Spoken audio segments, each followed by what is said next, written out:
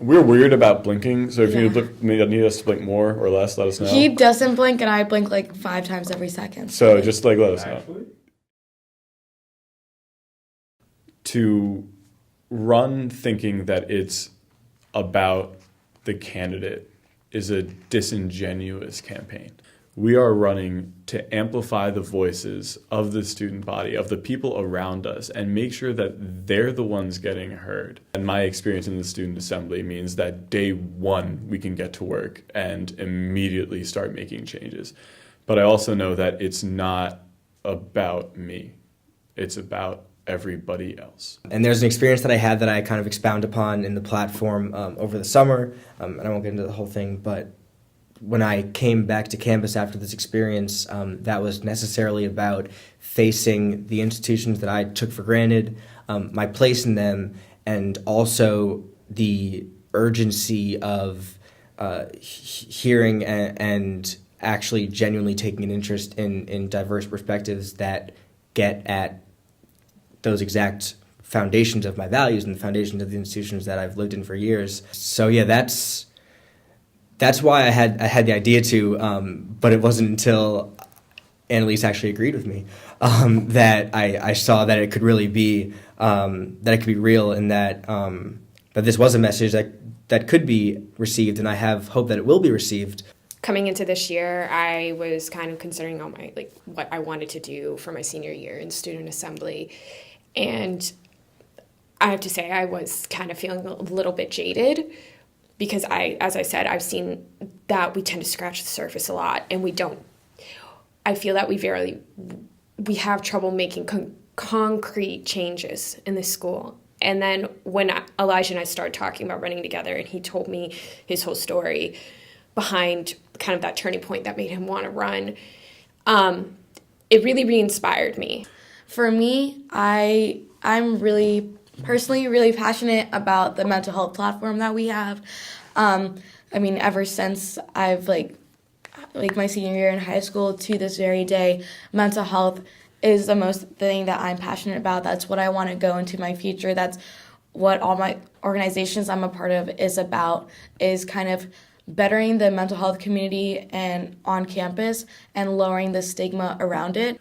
Our diversity, inclusivity, and accessibility section of the platform has things ranging from making student assembly funding more accessible to cultural organizations, to pushing for temporary accessibility housing for students with temporary accessibility needs. And I think if we were able to even just accomplish only the things in that section of the platform, we would be leaving this school a miles better place than the one we got. I personally, and maybe this is just because it's most of the work that I've done on campus, but I am happy with, and I think I see the sexual assault piece as very important in actually changing the conversation that we have around the issue. Statistics like the 60 to 80% statistic that is in the platform from NRAPE on campus that says 60 to 80% of assaults are perpetrated by fraternity men and athletes. As someone in a fraternity, it is figures like that that make the issue more real and that temper how I see that we should attack it. And I would agree that I think that is a very important part of our platform, because I think we, like Eli said, we tend to kind of teeter on the issue without hitting that 60 to 80% of campus rapes are perpetrated by fraternity men and athletes. And they say stuff like, oh, you shouldn't drink your first 2 weeks in school. And it's just kind of like, are we really placing... I agree that we should try to keep ourselves as safe as possible, but it really just places the blame on the people of the campus rather than the perpetrators or potential perpetrator. So as an all-Greek ticket, we are very aware of the privilege that we hold, especially myself. And that's something that we took into account from day one in our conversations with the members of the student body, in our conversations with members of organizations on campus.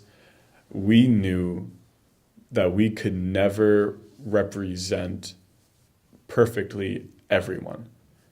It's not about Danny and Nami. It's about the students of the College of William and Mary. It's about amplifying the voices. Yeah, and I mean, as like Danny was saying earlier, we've had all these conversations with different members of different organizations, groups that, we haven't, that we're not personally a member of. But, it's like these conversations not only helped build our platform, but it's also impacted us. Like, it's changed the way that I see this school. Absolutely. It's changed the way that, like, I understand the school and understand other people. And, these conversations that we have, like, they're not just going to leave after we finish this campaign, Whether or not we get elected, like, we've had these conversations. We understand the different experiences, the highs and the extreme lows that different members on campus have had. I think sometimes we all speak. We try to speak for organizations that can, and like people on this campus that can clearly speak for themselves. And so I think that we both have a lot of experience in, I wasn't in a sorority till my sophomore year, so I experienced like being an SA as a non-Greek person and seeing kind of like, I do see what you mean about like SA. I remember freshman year thinking SA is like, wow, so many Greek people in here. And it's going back to the whole listening thing. I think we really are built more on listening and expanding our horizons and talking a lot more and increasing discussion. Something that we've been saying is that far too often the student assembly says that organizations need to come to it. And we believe firmly that the bridge needs to be built from the student assembly side out. That if we're going to ask organizations to cross that bridge, we shouldn't ask them to build it too. We need to have that outreach. We need to make sure that the organizations and the students know what we can do for them so that they can come and ask us to do it. I think we really have a problem with scratching the surface and having like a week that focuses on an issue on campus. Like, we have mental health week coming up, and that is great. That is fantastic.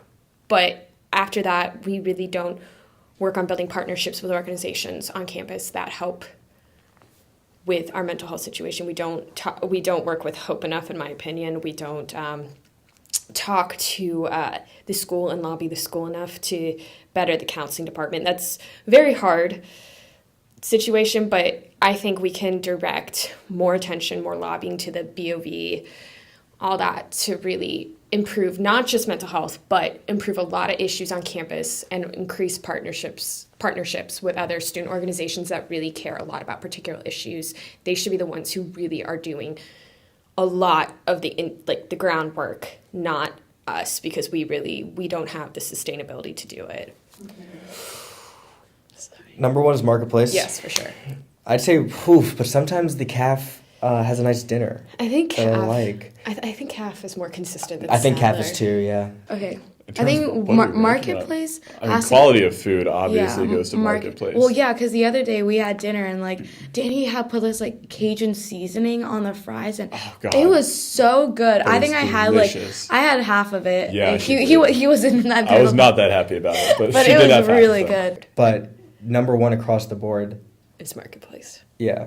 And I think number one and one is the staff at all of them because I love. But yeah, no, Marketplace, CAF, And Sadler. Sadler. Exactly. In the morning, Regina makes these omelets that are so good at true. Sadler. She's amazing. She's a goddess. Yeah. So I'm gonna give it Marketplace, CAF on a good day, Sadler, CAF on a bad day. Yeah. Danny just goes, "Oh my God!" And I was just like, "What just happened?" Like, I don't know. I thought something terrible happened. He's just like, overheard, it just got deleted. And I was like, "What?" I actually showed my parents over break Having to the explain video. what happened to Overheard to Yeah. people who don't go here. There was a manifesto. And then Oh, the manifesto. And Yes. paper And then the eating. eating. Oh my and then goodness. the eating of the care reports. Yeah. Oh my God. Yeah. Oh wow. My mom, like, her main concern was just like, did anyone take him to the hospital? Like, he just ate an entire piece of paper. Like, that was my mom's main concern. And my dad was just like, I think, I could see his face. He was just like, is this what I'm paying money for? Are And you a the real Overheard person? I'm an Huh? Overheard 2.0 person. Oh, really? Yeah. I mean, I'm part of both. Can we be friends still? Swampy Meme seems to have taken its place, but I don't know if anything could beat Overheard in its heyday.